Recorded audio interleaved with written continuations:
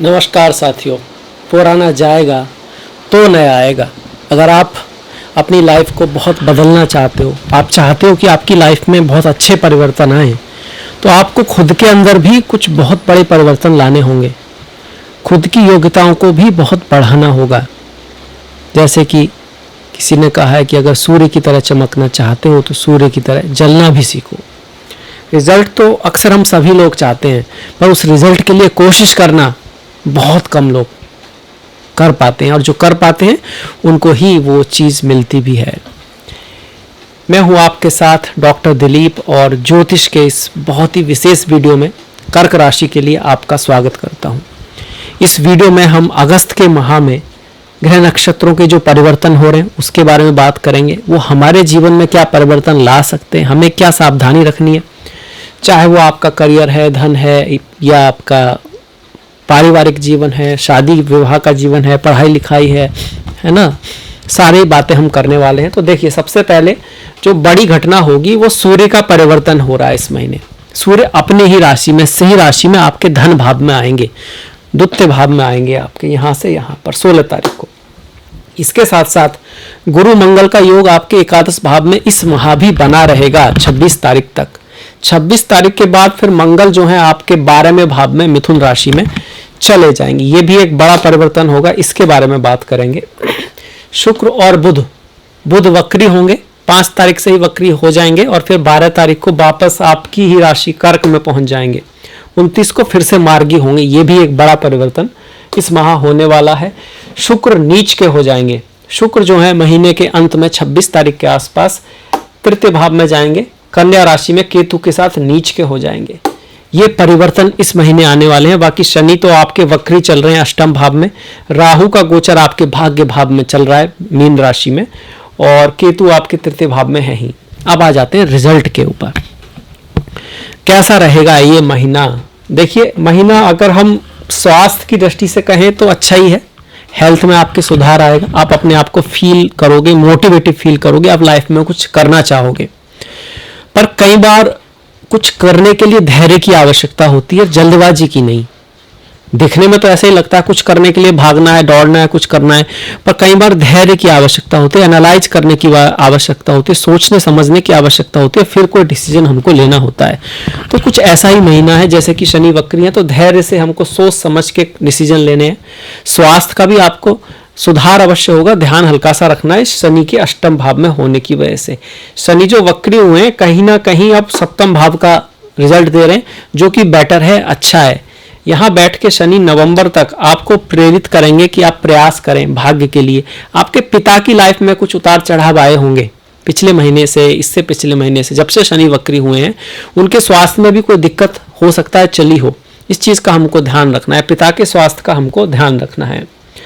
Career के point of view से आप कहोगे कि मंगल जब तक गुरु के साथ बैठे हुए हैं इस महीने 26 तारीख तक कुछ पॉजिटिविटी आ सकती है। आपको किसी का साथ मिल सकता है, दोस्तों का, फ्रेंड्स का, गवर्नमेंट का। ऐसे लोग आपके काम आ सकते हैं जो बैंकिंग सेक्टर में हैं, फाइनेंस में हैं। आपकी फैमिली के लोग आपके काम आ सकते हैं, गुरु, टीचर, पिता, इन सब से आपको लाभ हो सकता है। लॉयर से भी लाभ होने की संभावना यहाँ पे बनती है, क्योंकि जो करियर का स्वामी है मंगल है, वो गुरु के साथ बैठा है। तो गुरु टीचर है आपका, गुरु लॉयर भी है आपका, गुरु ज्ञान है आपका, गुरु बड़े भाई बहन, सीनियर्स आदि ये सब हैं। फिर ये भाव जो है शुक्र का है, तो फीमेल से भी आपको कोई लाभ हो सकता है। ये जो राशि है वृषभ, ये आपके फैमिली को दिखाती है, तो फैमिली के थ्रू लाभ होने की संभावनाएं बनती है।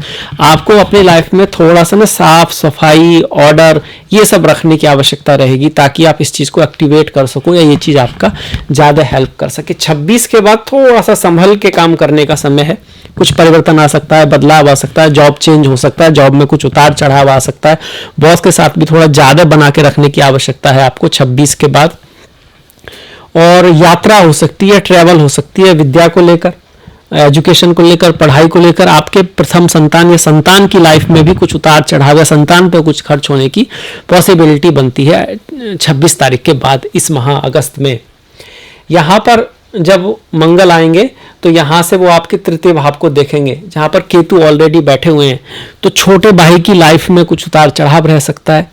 आपका जो कम्युनिकेशन है वो काफ़ी शार्प हो सकता है, एग्रेसिव हो सकता है, उसका भी आपको ध्यान रखना है यहाँ पर, क्योंकि ये तृतीय भाव है जहाँ पर केतु हैं, जहाँ पर शुक्र भी नीच के हो जाएंगे 26 के बाद, ऊपर से मंगल यहाँ पर दृष्टि रहेगी, तो तृतीय भाव काफ़ी अफेक्टेड सा लग रहा है। तो आपका कम्युनिकेशन का ध्यान आपको रखना है बहुत ज़्यादा कि कैसा कम्युनिकेशन है, किस तरह से आप बात करते हैं।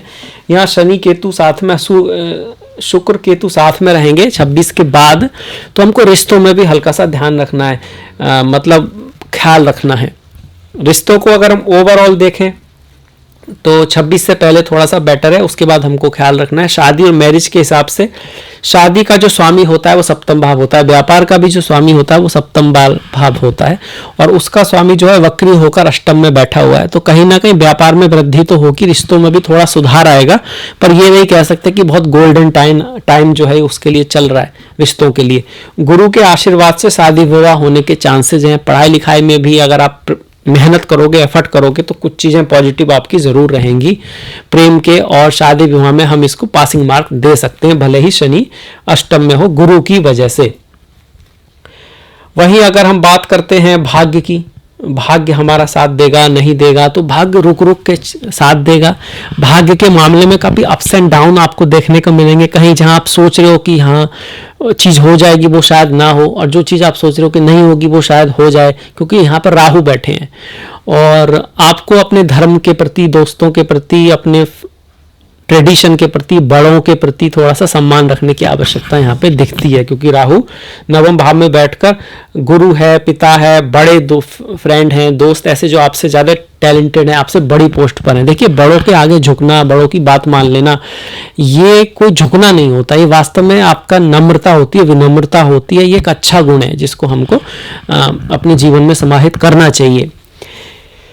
भाग्य की बात होगी। अगर हम करियर की, मैं बिजनेस की बात करें तो मैंने कहा कि हाँ भाई एफर्ट, हार्डवर्क थोड़ा ज़्यादा चलेगा, बिजनेस में कुछ उतार चढ़ाव चल रहे होंगे, तो हमको धैर्य रखना है। धैर्य बहुत बड़ी चीज़ है। जब हम बीज बोते हैं, अपनी तरफ से अच्छी ज़मीन है, जल भी दे दिया है, मौसम भी ठीक है, पर फिर भी अगर हम वेट ना करें तो ऐसा नहीं है कि वो पौधा उगाएगा। पौधा उगने के लिए तो आपको वेट तो करना पड़ेगा। तो जब तक शनि की ऐसी स्थिति है, अगर आपकी दशा महादशा बहुत ज़्यादा अच्छी नहीं है तो थोड़ा धैर्य आपको रखना है। किसी भी चीज़ में जब एफर्ट डालोगे आप, अभी फिलहाल में बहुत तेज़ी से रिजल्ट आए ऐसा तो नहीं लगता।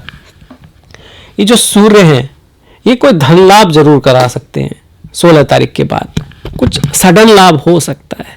पैसे का कहीं से इनकम सूर्य आपकी करा सकते हैं। अगर आपकी सूर्य की दशा महादशा अंतरदशा है, कुंडली में शुभ आपके अच्छे हैं, किसी राजयोग वगैरह में है, और किसी तरह से उनका संबंध भी 5, 9 या 1 राशि से बन रहा है, तो उस केस में सूर्य आपके धन लाभ को बिल्कुल यहाँ पे दिखा रहे हैं, डेफिनेटली दिखा रहे हैं। क्योंकि धन का स्वामी धन में ही बैठा हो, इससे बड़ी क्या बात हो सकती है।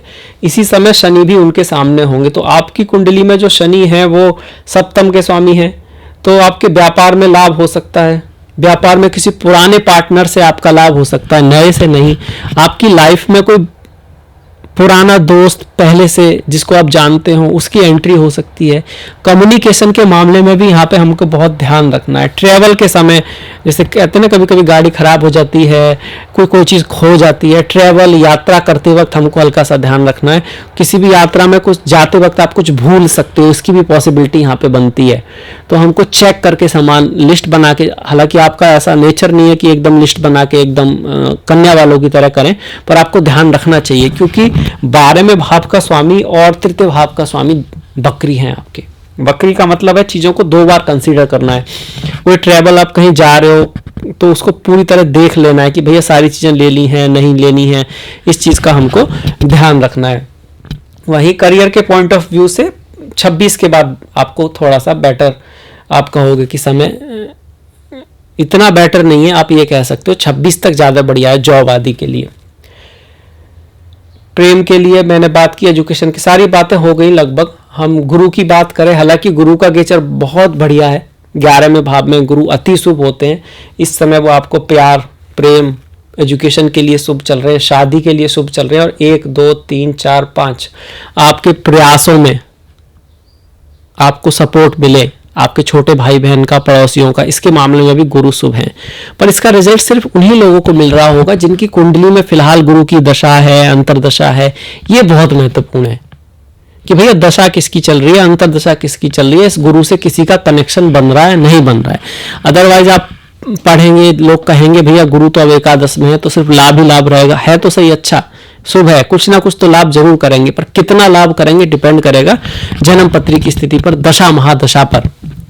अब बढ़ जाते हैं त्योहारों के मामले में। देखिए 7 तारीख की हरियाली तीज है, 9 तारीख की नाग पंचमी है, 15 का इंडिपेंडेंस डे है, 19 का रक्षाबंधन है, 22 की कजारी तीज है और 26 की जन्माष्टमी है। ओम नमो नारायणाय, ओम नमो भगवते वासुदेवाय। हमारे त्योहार हमारी पहचान है।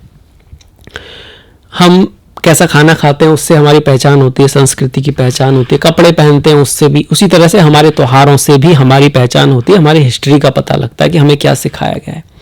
16 की श्रावण पुत्रदा एकादशी है, 29 की अजा एकादशी है, 4 तारीख की श्रावण अमावस्या, 19 की श्रावण पूर्णिमा है, रक्षाबंधन है।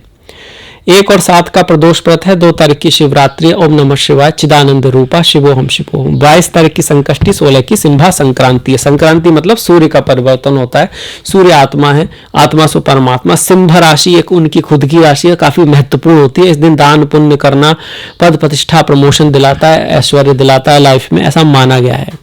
और वैसे भी अमावस्या है, संक्रांति है, पूर्णिमा है, ये जो संकष्टी है, हर महीने आपके आते हैं। इन दिन हमको कुछ करना चाहिए, अगर पॉसिबल हो, जो भी मदद हो वो किसी की करना चाहिए। पूजा पाठ, घर की सफाई, अपने काम में ऑर्डर लाना, किसी की हेल्प करना, ये सारी चीज़ें इस दिन ज़्यादा अच्छी होती हैं और दिन भी हमको करना तो चाहिए ही। तो ये था मेरी तरफ से कर्क राशि वालों का अगस्त का राशिफल। इस महीने जमीन आदि के लिए, प्रॉपर्टी आदि के लिए समय ज़्यादा अच्छा है। गाड़ी वाले मतलब गाड़ी व्हीकल के लिए कुछ बहुत ज़्यादा ग्रेट नहीं है, पर प्रॉपर्टी के लिए आपको डेट्स चाहिए तो 4, 5, 15, 23, 28, 29 ज़्यादा अच्छी है। और व्हीकल के लिए 2, 9, 19, 23, 26, 28, 29 जो तारीखें हैं काफ़ी अच्छी हैं। ओवरऑल इस महीने आप देखोगे तो 2, 4, 14, 18, 19, 22, 23, 26, 28, 29, 30 तारीखें काफ़ी शुभ हैं। 14 और 23 तारीख भी काफ़ी शुभ है। इस दिन अमृत योग है। तो अमृत योग का मतलब यही हो गया कि उस दिन नॉर्मली हम किसी काम की शुरुआत करते हैं, कोई बड़ा चीज़ करने की कोशिश करते हैं, तो उसमें सफलता की संभावना ज़्यादा हो जाती है। तो इसी के साथ मैं आपसे विदा लेता हूँ। आपसे मुलाकात होगी नेक्स्ट वीडियो में। तब तक के लिए अपना ख्याल रखें। आपने एंड तक वीडियो देखा, इसके लिए आपका बहुत बहुत धन्यवाद। अगर आप पहली बार इस चैनल पर हैं तो सब्सक्राइब कर सकते हैं, लाइक कर सकते हैं, कमेंट करिएगा। और नेक्स्ट मुलाकात तक नमस्कार।